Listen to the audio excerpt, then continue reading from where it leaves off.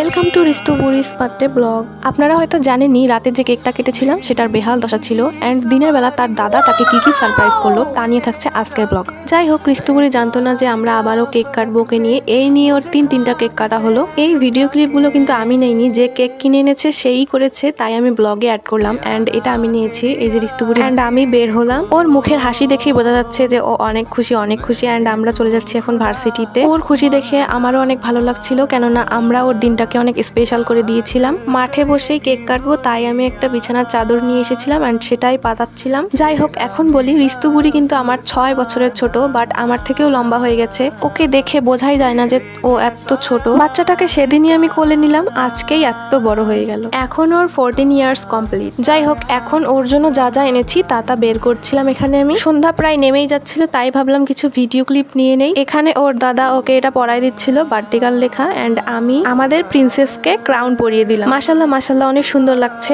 আপনারাও কিন্তু মাশাল্লাহ বলতে ভুলবেন না। নাও আমি বসে পড়লাম সবকিছু বের করার কাজে, অ্যান্ড একটু পরেই আমরা কেক কাটবো। এখানে যে কি বকবক করছিলাম আমি নিজেও জানি না। সো এখন আমাদের বার্থডে গার্ল কেক কাটবে। Let's enjoy this video. Like comment করতে ভুলবেন না কিন্তু। मेरे दिल की ये दुआ है कभी दूर तू न जाए, तेरे बिना हो जीना वो दिल कभी न आए।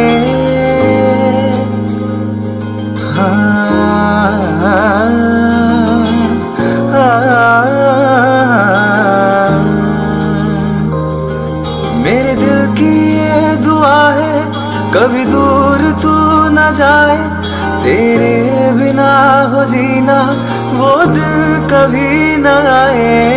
तेरे संग जीना यहाँ, तेरे संग मर जाना।